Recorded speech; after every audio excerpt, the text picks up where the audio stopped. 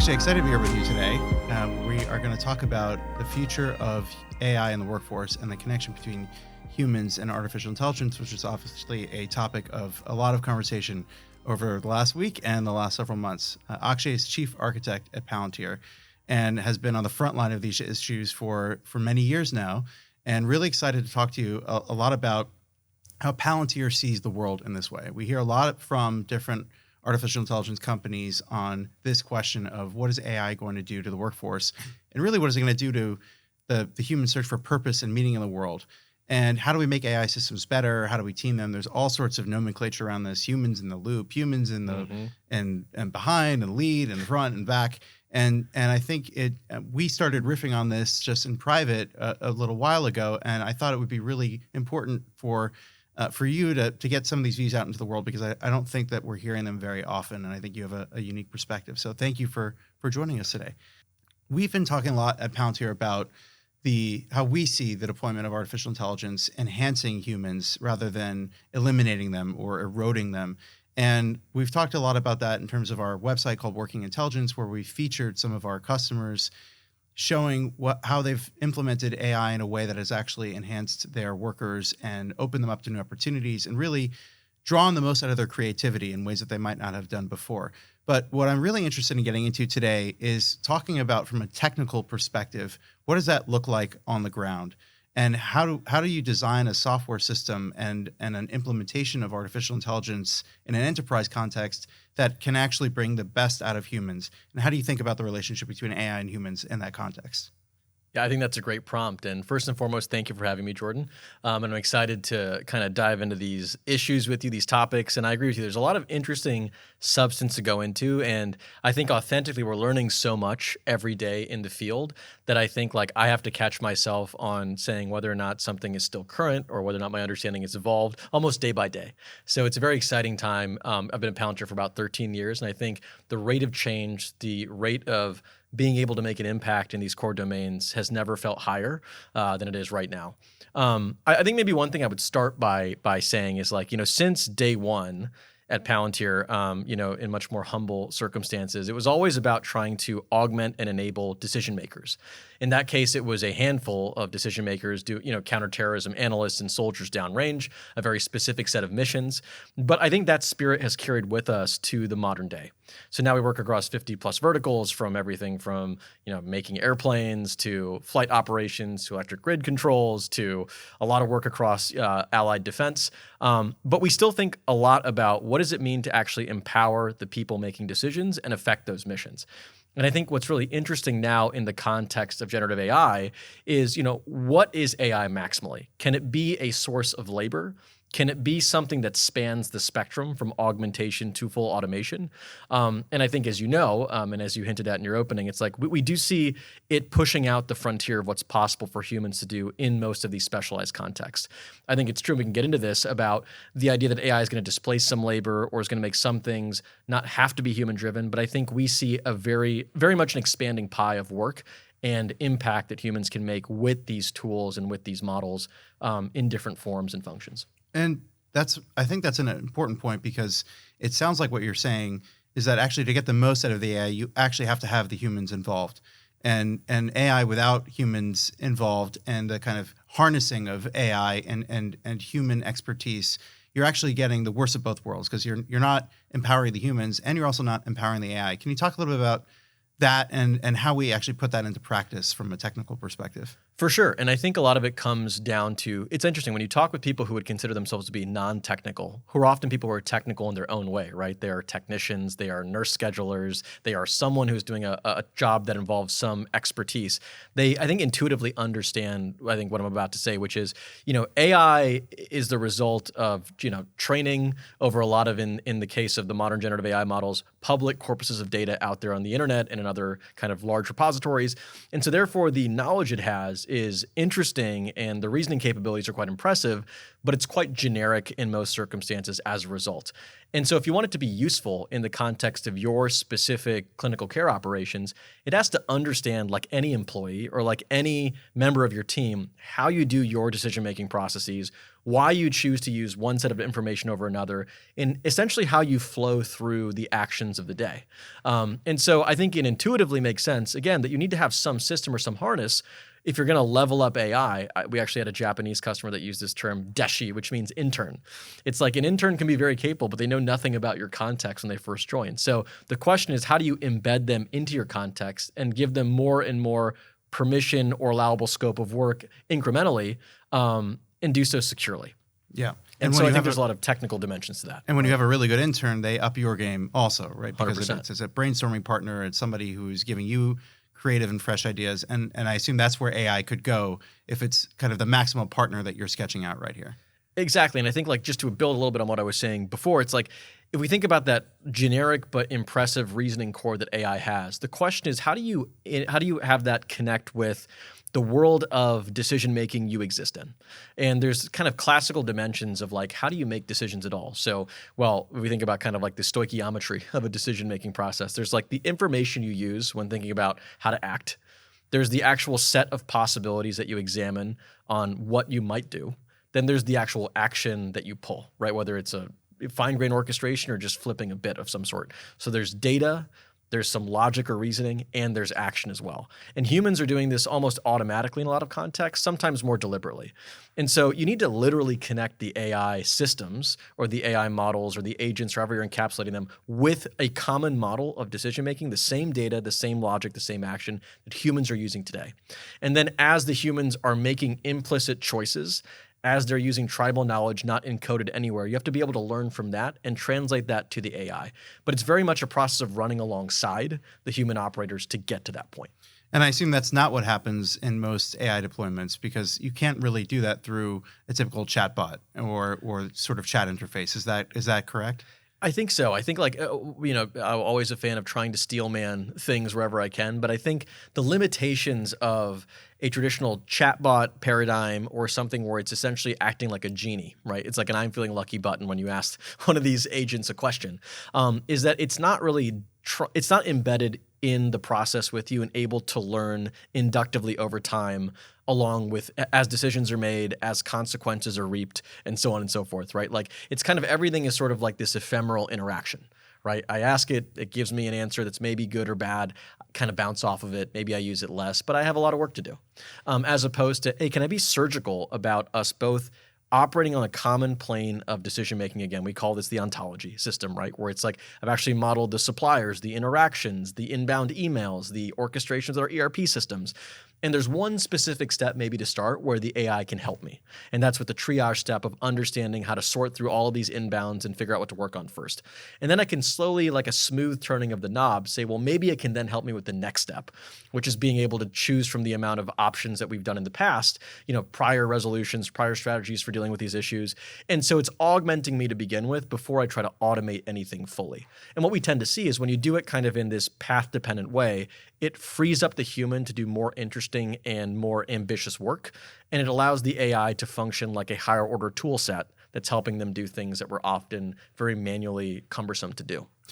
Yeah, it sounds like what you're describing here is almost like a move from the back end to the front end, that you're liberating people. When we think about the computer revolution, we think about Steve Jobs' bicycle for the mind. Yep. But what actually ended up happening over the course of the next 30 years was people just got inundated with data and reams of spreadsheets and emails, and it became almost too much for the human mind to handle on its own, because you're spending hours and hours and hours in the back office dealing with all of the administrative burden that has cropped up around the worker in almost any industry, right? At hospitals, we know quite well how much doctors and nurses have to cope with paperwork. Yep. In manufacturing plants. And so what this is doing, in a sense, is liberating them so that they can focus on higher order human creativity.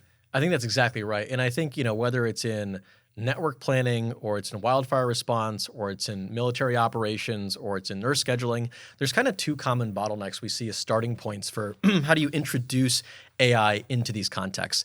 The first is what I call as a context bottleneck. So as a human operator who's maybe dealing with inbound support issues in a supply chain, like you said, there's so much data now that could pertain to what's going wrong that I can't really read through all of it myself, right? There's manuals that pertain to the machines. There's prior issues and support resolution strategies. There's information about that supplier or that customer in particular. There's interconnected information across our logistics network. So you have some understanding as a human operator typically how to navigate some subset of information, but it's typically lossy. You just accept that you can't make use of all of it. So the context bottleneck, I think what's exciting is AI can help you oftentimes, again, when embedded and anchored properly, bring more context, bring the right context to you at the right points in the process.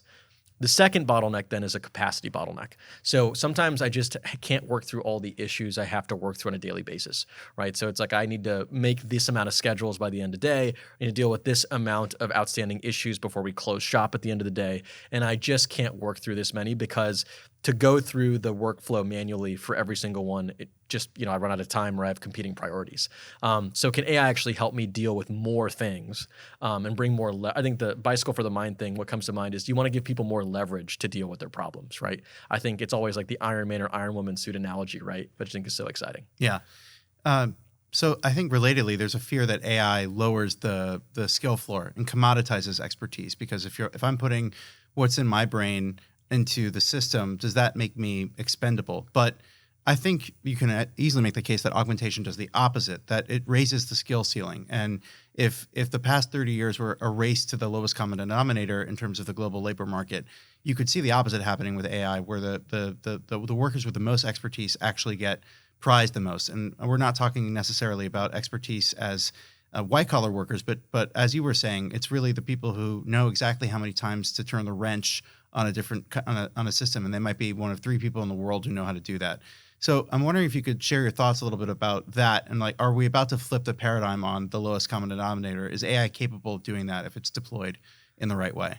No, I think it's a really good point, and it's interesting because like the kind of fears, and I don't want to say like this that pejoratively, right? It's like the concerns about how technology displaces labor go back, as you know, to the Industrial Revolution, even before that. But even in the information processing paradigms, in the original cybernetics kind of distillations post World War II, there's kind of the axiom of from whether it was Norbert Wiener or Vannevar Bush, anything that can be encoded can eventually probably be automated. Like if the job is just in bit space, is just an information space, well, they're like, yeah, logically, it's going to be able to probably be automated in some form by a sophisticated enough machine or whatever term they use at the time, right? Some sort of Turing or von Neumann compliant algorithm. I think that is what we're seeing kind of at the low end, right? Where you're saying, okay, and it's funny, ironically, everyone said learn to code. And now it's like, it turns out those sort of symbolic representations are the first things on the chopping block for lower end sophistication of that work. But like you said, there's so much work that exists in the context of the world. And there's so much work that is not encoded so explicitly in that way. And I think any enterprise that exists, okay, it's like, and so I think when people talk about that kind of heat death of labor, right? Like it's sort of like everything's going to just eventually go to a fine mist. It's like I think it assumes a vacuum where there's no competitive pressures and there's no frontier that humans are working against. It's like if you ask somebody in the enterprise, like, is this person's job, is her job actually just to sift through these mundane issues every day? They'd be like, obviously not. Capable of way more than that, but she has to.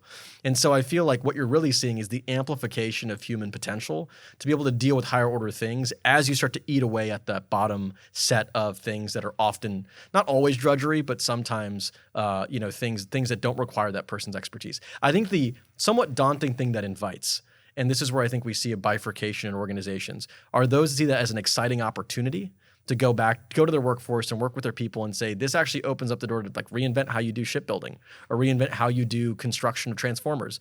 Or is it like, oh, geez, now I have to think about these things and I don't want to have to reimagine people's roles? To me, that's that's a kind of a surefire sign that you're going to be at a competitive disadvantage. Yeah. What's an example from one of our customers that you can talk about where you've seen this in action, where we've taken, working with our customers, somebody has gone from having to deal with some of these things on a day-to-day basis to being liberated and really unleashed in terms of their creativity and thinking about higher order issues. Yeah, I think that all the clinical examples are really compelling.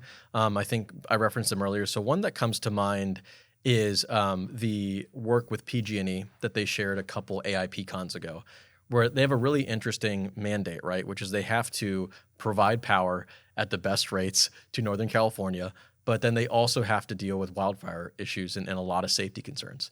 And so when you're trying to deal with when to de-energize parts of the grid, which is to say they call these PSPS events, so public safety power shutoffs, because there's sparks or risk factors or even precursors to potential risk factors where you want to proactively, maybe shut off part of the grid or deal with basically a load spike and be able to reduce the risk profile over time.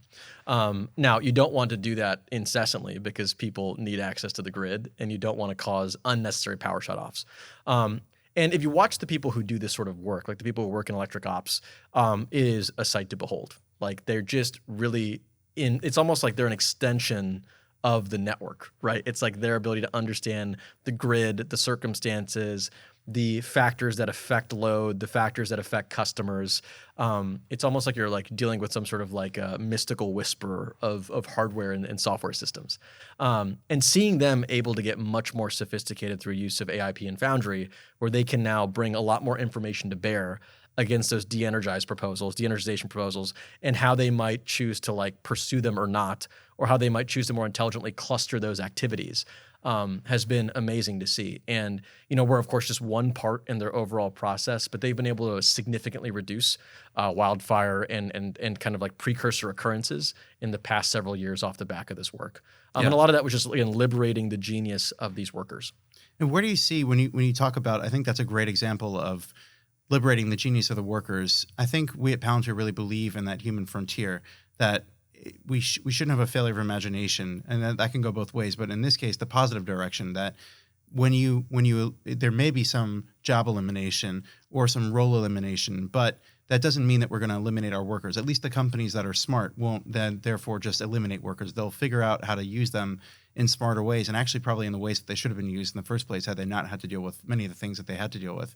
What does that look like to you as far as the frontiers of human creativity in a world where AI can help shoulder the load? Is it more of the PG&E examples? Are there other things that you've thought about in your dreams? Yeah. Hey, this would be really cool if I had time, or if people who we work with had time to think about these things. What would they be doing? Yeah, I think organizationally it's a good point. And I think, it could be the case that in some industries you have, quote unquote, like within the industry itself, net displacement of work and of labor. But I think what that opens up, and what I would assume will be a positive sum counterweight that will actually outgrow it over time, is like the ability for entrepreneurs and people who are building net new companies to be able to do so way more productively with smaller groups of people. But you get more of these companies because you don't need masses of people doing undifferentiated work. And so it's like the barrier to entry for being able to build a next generation power provider or a next generation logistics company was always so high for a lot of legitimate reasons when it comes to, there's a complexity to the work, but a lot of it was just like there's a lot of drudgery you have to do across all the core functions to even get to the starting line. And so I think there's a lot of opportunity for like a rejuvenation of industry and almost like a creative destruction to occur where there are these incumbents that might be shying away from this through smaller, more Spartan forces of people. And I think it might actually end up, the term democratize is so overused, democratizing some of these industries that have been very resistant to change at an organizational kind of competitive level for a long time. What's maybe to wrap up? Yeah. What's one thing that the public should know about where artificial intelligence is headed that they don't know from the prevailing conversation about AI, especially on the relationship between humans and AI? If you could pinpoint one thing in looking at the national conversation or the news headlines about where AI and the workforce is headed, what's missing from that conversation? I think the thing that is missing is where the intelligence lies. So I think there's a lot of intelligence in the models themselves, but most of the intelligence is in the working functions and the human beings conducting work today. The thing is that information is not typically captured, right? Like I kind of joke, like it's very sci-fi to think about AI. It's very cybernetic, but it's almost like current human work is almost telepathic. It's like when you see people working on a production line who are really in the groove or working in a shipyard, it's like it's kind of amazing to think about how much specific structural contextual knowledge they're using all the time.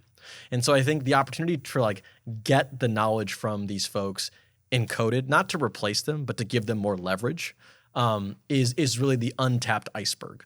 Like there is the generic knowledge of the model itself, but I think when we think about fine tuning, building domain specific models, like being able to have as Sham says, a menagerie of models that are all specific to specific use cases, that I think flows from the lived reality of these people actually doing the work.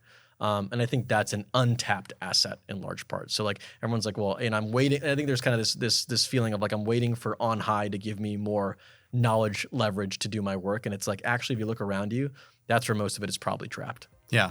Well, here's to finding out where those places are and unlocking them. So Akshay, thank you so much for joining us, and I really appreciate your perspective. Thank you, Jordan.